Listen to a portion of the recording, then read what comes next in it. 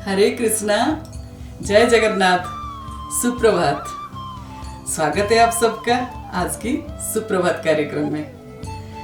देखिए, जो भगवान जो है ना हमेशा ही यही बोले हैं कि मेरी भक्ति करो, मुझे नमस्कार करो और बिल्कुल मुझे समर्पित हो जाओ।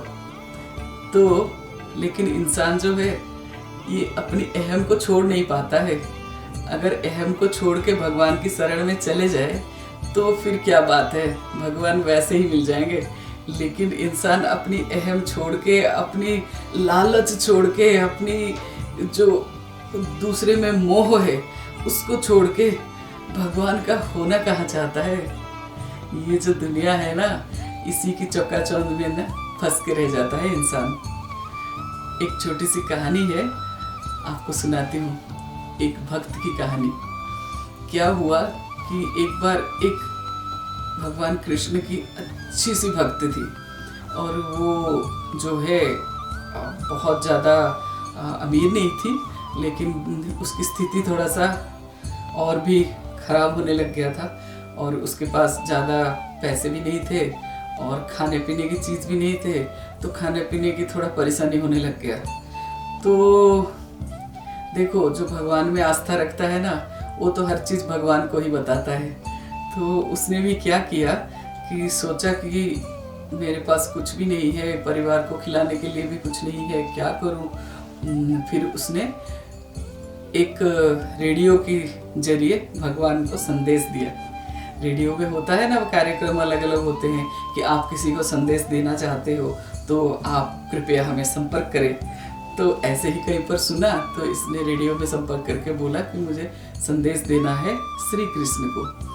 तो और वो संदेश क्या था कि मेरी स्थिति जो है बहुत ज़्यादा ख़राब है और घर में अन्न भी नहीं है, खाने पीने की कमी है और मैं परिवार को खिलाने के लिए थोड़ा सा परेशान हूँ कि कैसे आगे ज़िंदगी चलेगा, आप मेरी मदद करें।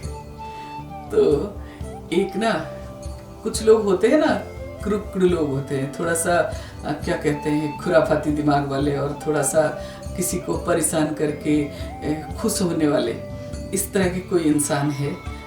उसने सुन लिया था, तो वो अमीर इंसान, पैसे की कोई कमी नहीं था उसके पास, लेकिन फिर भी उसने इनकी बात सुन के उसके दिमाग में थोड़ा सा ये ख्याल आया कि क्यों ना इसको थोड़ा सा तंग करा जाए, है ना।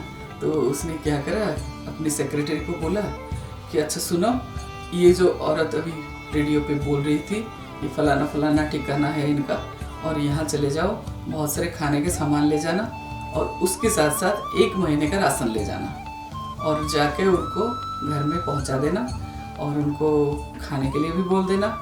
और जब वो पूछे कि ये कौन भेजा है, तब बोलना कि शैतान ने भेजा है, क्योंकि वो संदेश तो भगवान को भेज रही थी ना और उसको खाना जो है शैतान ने भेज दिया, ये बोल देना। तो उसकी सेक्रेटरी ने वही किया, जो सामान है 1 महीने की राशन और खाने पीने की वस्तु, ये लेके गया और उनको दे दिया उनके घर में। तो जो परिवार के लोग थे वैसे ही बहुत भूखे थे, तो उन्होंने क्या किया कि वो जो खाने के सामान थे उसको लेके सब खाने लगे और बहुत ही तृप्त हो गए। फिर उसके बाद जो राशन के सामान था वो लेके घर के अंदर रख दिया, लेकिन वो सेक्रेटरी इंतजार ही करती रही, किसी ने पूछा ही नहीं किसने भेजा। ये बड़ी मतलब बहुत ही उटपटांग सी बात लगी उसको। तो वो थोड़ी देर इंतजार करते करते फिर उससे रहा नहीं गया। वो बोला कि माता जी, आप तो सोचते होंगे ना कि ये किसने भेजा है, आपको पूछने की इच्छा हो रहा होगा कि ये किसने भेजा है। तो पता है उस औरत ने क्या आंसर दिया? वो भी तो भगवान की भक्त थी ना, तो उन्होंने आंसर दिया, उन्होंने ये रिप्लाई दिया कि जब श्री कृष्ण आदेश देते हैं तो शैतान को भी वो आदेश मानना होता है और शैतान को आदेश मान के हमारे पास खाना भेजना ही पड़ा। उन्होंने ये कहा कि जब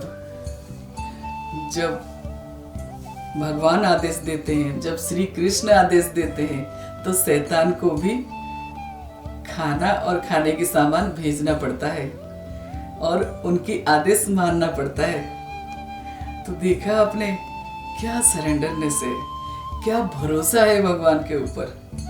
ऐसा नहीं है कि मैंने रेडियो में तो बोल दिया है और किसी अच्छे भले इंसान ने शायद भेजा होगा। उनको ये भी पता है कि जो भगवान है ना, वो हर चीज़ जानते हैं, हमारे हर भाव को समझते हैं। इसीलिए चाहे वो शैतान भेजे, चाहे वो अच्छे इंसान भेजे, लेकिन आदेश किसका था? भगवान का था। और भगवान के आदेश के बिना पत्ता भी नहीं हिल सकता है साहब। और इंसान की तो बात भूल जाओ आप।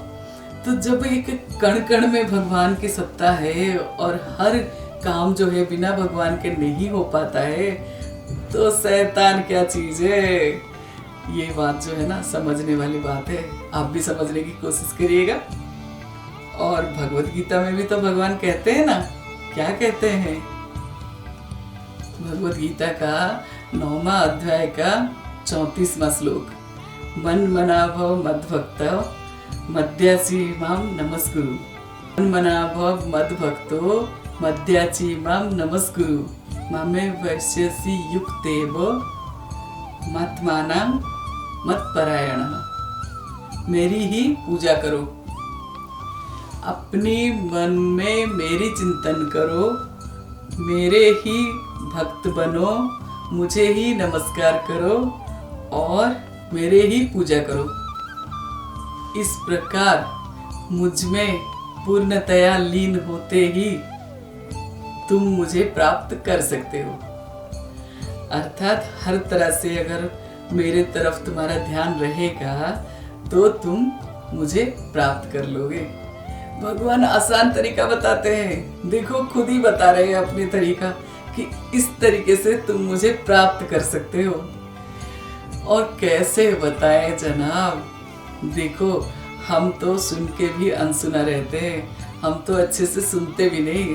भगवत गीता में भगवान एक एक चीज बताए हैं कि कैसे उन तक हम पहुंच सकते हैं, आसानी से कैसे पहुंचते हैं, आसानी से पहुंचने का क्या रास्ता है। क्या कहते हैं भगवान? बस मन को मुझ में लगाओ, अपने काम करते रहो और मेरी पूजा करो, मुझे नमस्कार करो, मेरे चिंतन करो और सब कुछ जब मेरे में लगाओगे तो मुझे प्राप्त कर ही लोगे। तो आपका जो दिन है भगवान के चिंतन में रहे, भगवान को ही नमस्कार करें और दिन आपका शुभ हो और मंगलमय हो। हरे कृष्णा।